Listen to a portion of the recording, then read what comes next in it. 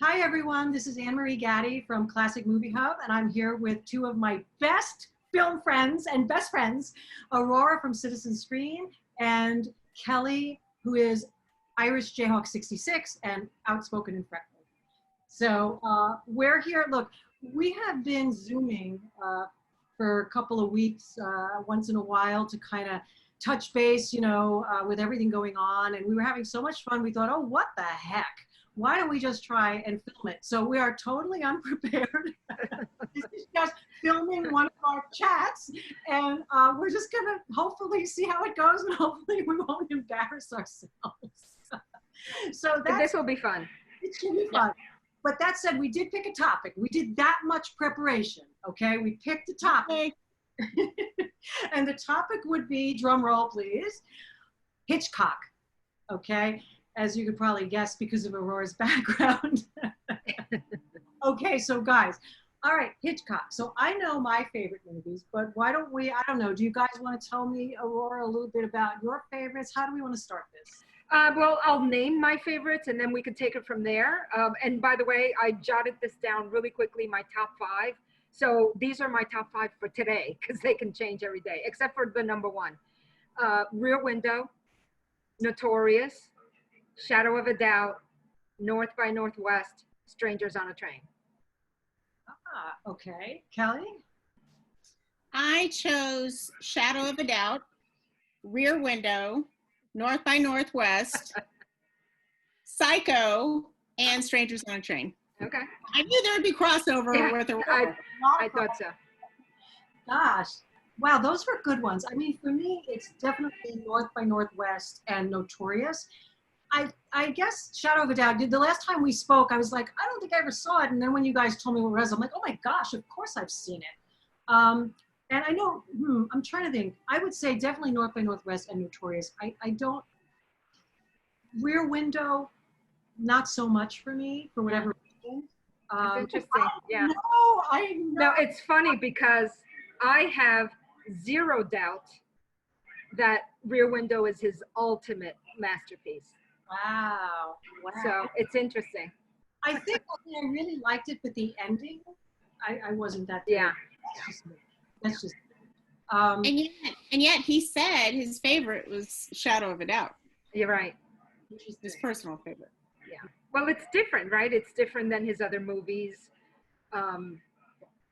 Down Home, an innocent little town where he brings this menace to. Yeah, no, it's interesting, and I could see why he loved it so much, or why he enjoyed it so much, I should say. I don't know that he loved his movies, but they certainly turned out good because I love him. I think, his vision, his eye, the way he filmed is outstanding. I love him. And I think he really connected to that Hume Cronin character so much in Shadow of a Doubt, and I think that's another reason why he really liked that one personally. But oh, interesting. The humor, right? Which is one of his staples, right? Because he always puts the humor into these horrific, dark humor. These, right, into these horrific situations. Let's. Yeah. What would be your favorite way to get murdered? Like, how would you murder? Right. That was always their dinner conversation. Yeah. No, it's a good one. I really love that movie too. Yeah, it's one of my top 5. I just thought of another one I really liked, and it's probably because it's probably one of the first ones I saw when I was a little kid, or my parents showed it to me, was The Man Who Knew Too Much with Doris Day and Stewart. That was a really good one too. I saw that maybe 6 or 8 months ago again.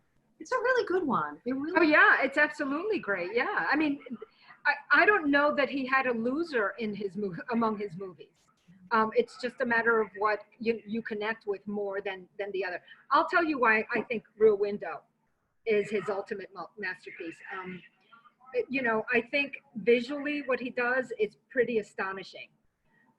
You have the primary story, Jimmy Stewart is in a cast and he's stuck in this little apartment. And of course that has its thrilling moments and everything. But really, when you come to think of it, the way Hitchcock pretty much goes back to his silent roots in the movie. If you remember how he introduces the character of Jimmy Stewart, it's this wide sweep of the apartment. No words. You just see exactly why he's in a cast, what he does for a living, why is he there at that moment, and not a word is spoken. He simply just goes through the apartment, and you see the broken camera, and you see the pictures and all that kind of stuff.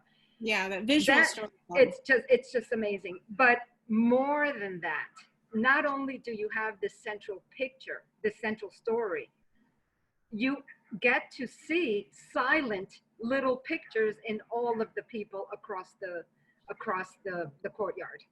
Yeah, and the mini so stories, right, there are all these mini little silent films that he introduces these people pretty much just by showing them. It's in color, it's in glorious color, it's beautiful, but it's pretty much going back to silent movies. So every time I watch Rear Window, I think, oh, I'm almost, it's such a simple story when you think of it, and it's so, you're stuck in this little apartment with Jeffries, and with Jeff, right? Anyway, and then all of a sudden I start watching the movie, and you see all those other silent elements, and I just think it's brilliant. It's a really brilliant thing that he does.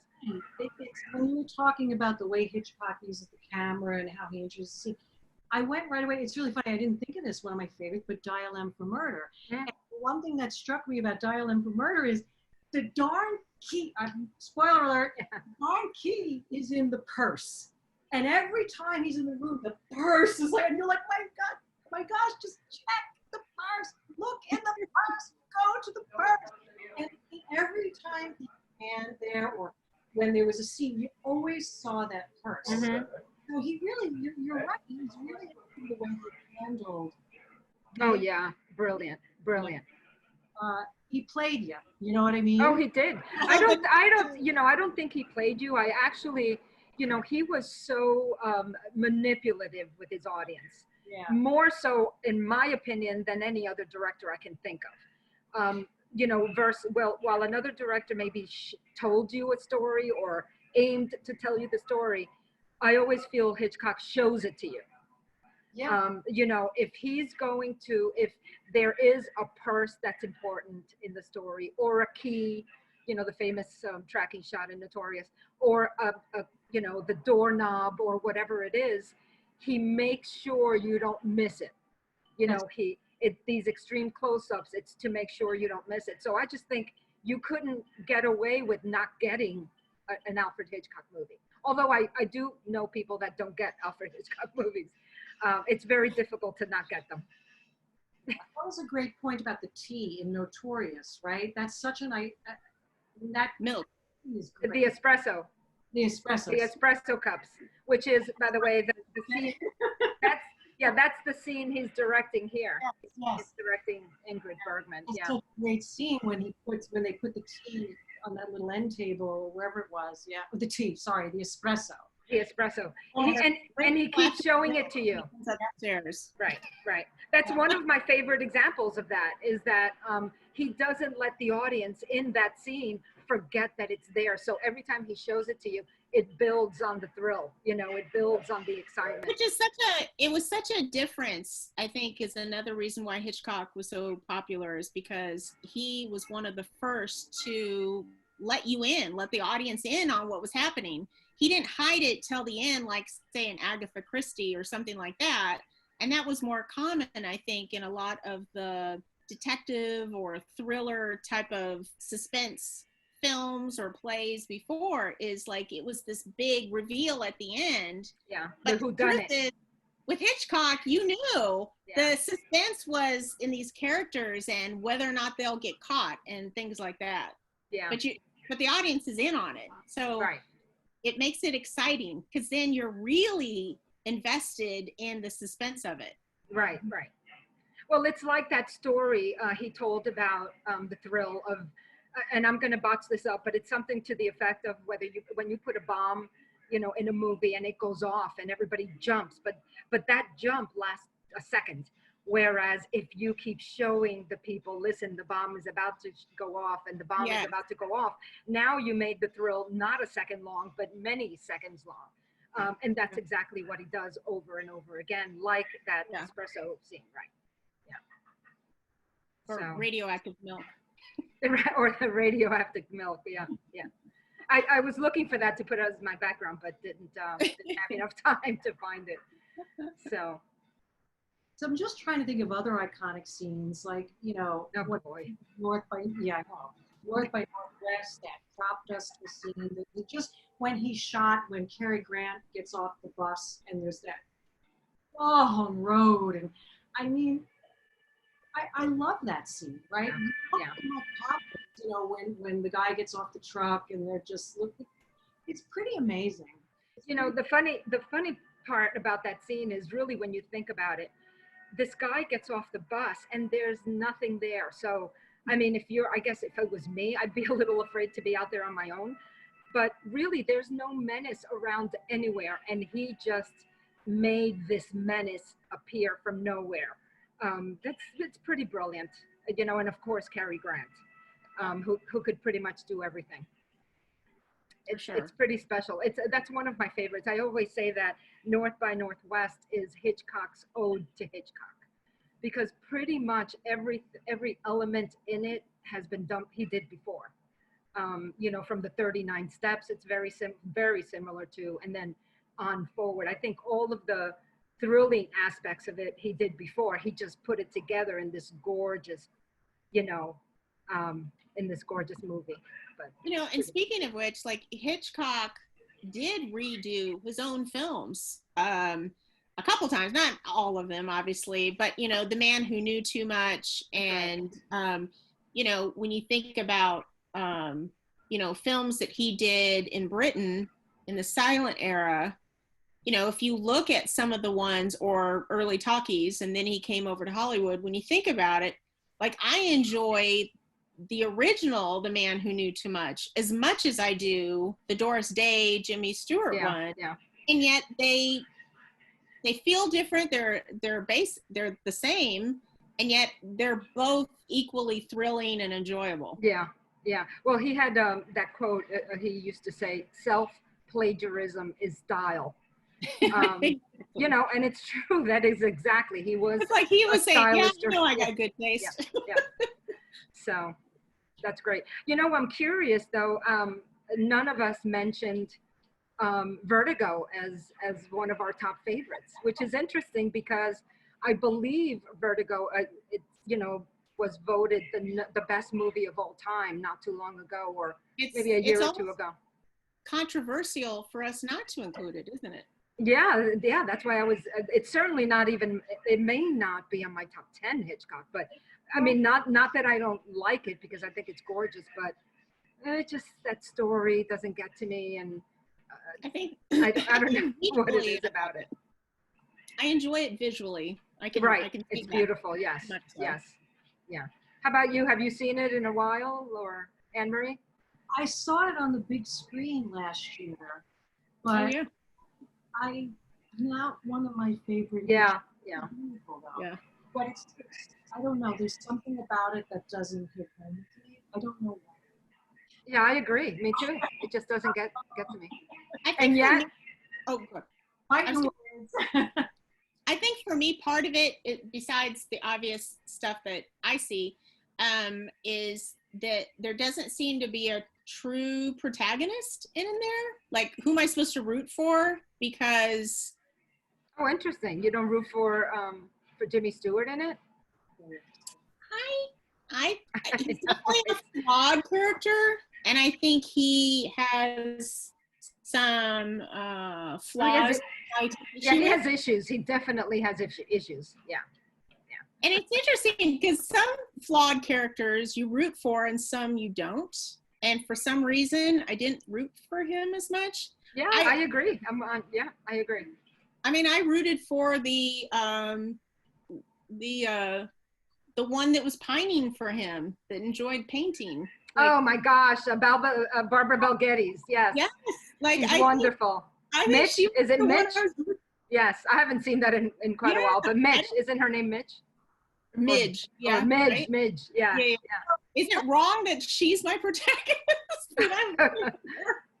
So let's have this. So we're talking about Jimmy Stewart and Hitch and Cary Grant and Hitchcock. How many movies did they each make with Hitchcock, right? So Jimmy Stewart was in The Man Who Knew Too Much. He was in Rear Window. Rear Window, he's in Vertigo. Let's see. Can you think? Let's see. How many movies did Stewart? Oh, he did Cary. Oh, we're talking about Jimmy Stewart. He's doing right now. So, yeah, Rear Window, Man Who Knew Too Much, Vertigo. There's one more, and I've never seen the other one that he's in. Really? He did one more? According to the internet. I'm missing. I feel bad. I feel like I blanked out. Jimmy Stewart. Oh, the rope. Oh my God. It's one of my favorite of his movies. I know. I'm saying I adore Rope.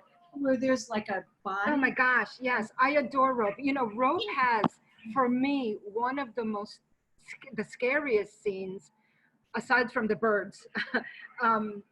You know, when they put the body in the trunk, in the lift, Yes. the two gentlemen who kill their friend, and they put the body in the trunk, and then the maid keeps coming over at one point to clean the stuff off. And you know that she wants to put that stuff in the trunk. That's really it really great. my heart is in my throat during that. Well, that scene. and I think Rope gets a lot of flack for not being one of his best, but I think it's one of his best by far. Yeah. Well, it was experimental. I think I've read that he wasn't too happy with it. You know, he used that one track to film the entire apartment, almost like if it was a stage. Right. But I love it. I mean, I love it. I think he still manages this thrilling, story, regardless of what limitations he set for himself with that. It's really good. Annmarie, do you like Rope? I can't watch it. I know what it's about. I know there's the scene. I know. But you guys know I'm a scaredy cat. I can't. Well, it's not like you, I got to tell you, not spoiler alert. It's not like you ever see blood or anything. It's the conversation about hiding. Although it's pretty shocking the way that movie starts, which it starts with with the choking of a man, which is pretty personal, and the way he films it, it is in your face. But besides that, you're right, it's not bloody at all. Besides a choking right in your face, it's not violent at all. I think I told you guys. A little choked to death. Well, I was telling you, when I watch really scary movies, I have to change the channel to a comedy just for like 30 seconds. Yeah, but it's still so good. I mean, I get scared too, but I have a low, fear level. But I still watch them because they're just fascinating to watch, you know. To see what this guy did, how he filmed stuff, it's like Frenzy. I enjoy Frenzy a lot too. That one's pretty graphic, right? About a serial killer in London and all that kind of stuff. And they show, I mean, one of the murders they show is very, very graphic and violent. Not enjoyable to watch, yet the movie is compelling. I think you both know that I'm not a fan of serial killers. That doesn't sound right, but I find their psychology interesting, just like most of the world, because these crime shows are very popular. But it's really, really great. And yet look at the comedy he inserts in that movie. He puts the limbs of the woman that was killed. She's in a sack of potatoes, and the guy is on a truck, and the limbs come out of the sack of potatoes. Yeah. I mean, that's pretty sick. Yeah. Yet you smile when you see it. I don't know. Am I pretty sick? I don't know. It's enjoyable. Not anytime soon. I think Suspense, North by Northwest, Notorious, could deal with them. I don't know. At some point, I just, for whatever reason, I shy away from it. Well, and it's interesting too, because Hitch definitely touched upon disturbed mental health issues in a lot of his films, right? So if they weren't a serial killer, they were a voyeur, or maybe they were some, like, the two in Rope were basically sociopaths, right? So I don't know. It's interesting how much Psycho, we haven't even talked about Psycho, and mental illness is in a very dark way is touched upon in a lot of his films. Yeah. I actually had done a blog post about 5 real life murderers that that Hitchcock's movies are based on. Of course, much nicer people were in his movies, because even, you know, even in Psycho, the Psycho is not Ed Gein, for instance, you know, the famous serial killer who was just outrageous. But anyway, for Jack, he used Jack the Ripper for the basis of the Avenger in The Lodger. And I'm looking at my blog post because I can't remember. Uncle Charlie was based on Earl Leonard Nelson, who was also known as the Gorilla Man. And he, do you remember that Uncle Charlie as the killer was called the Merry Widow Killer, or something like that? So that's based on that guy who used to kill widows or something. Mrs. Bates, based on Ed Gein, who was this horrific serial killer who I believe used to take off the skin and, you know, of his victims and stuff like that. Anyway, it's kind of sick. Robert Rusk from Frenzy was based on a guy named Jack the Stripper in London years later. And then of course, probably the most interesting to me is Brandon and Philip in Rope. They're based on the Leopold and Loeb, right, with that thing, that famous crime, which was probably the saddest of the crimes, because, you know, it was a child that they killed for fun. But anyway, I don't mean to even. Annmarie's rolling her eyes like, oh my God. No, I don't mean, oh my God, I'm going to sound like, I don't mean to say that I admire these sick people. What I'm saying is that, but it is interesting what makes people turn into these monsters. That's all I meant to say, and now I'm going to be quiet for a little while so you guys can talk. Well, and Hitch definitely tried to infuse humor and to lighten this, because it's like he starts with these really dark themes or these dark people, but he does soften them in his films, either because you have gorgeous Cary Grant, or you have these beautiful. Well, and you also had very, very opinionated censors in, you know, the movies. But good point. Yeah. But so anyway, that was a downer. Now we're going to go the other way. Cary Grant. So how many films? I remembered some of them. There was one I forgot. Of course, I'm cheating. I'm looking this up. So how many films did Cary Grant and Hitchcock make together? Oh, wow. Notorious. Yes. North by Northwest. Yes. Suspicion. Yes. That was the one I had forgotten. Suspicion was the first one they did together. To Catch a Thief? Oh gosh, yes, To Catch a Thief. 4. So it looks like Jimmy and Stereotype 4-piece. So, yep, Suspicion. Notorious, To Catch a Thief. Yeah. I mean, I love To Catch a Thief. Is just gorgeous. You know, the French Riviera, everything about it is pretty and stunning, and but it's probably my least favorite of the 4. No, that's not true. Suspicion is my least favorite of the 4, I think.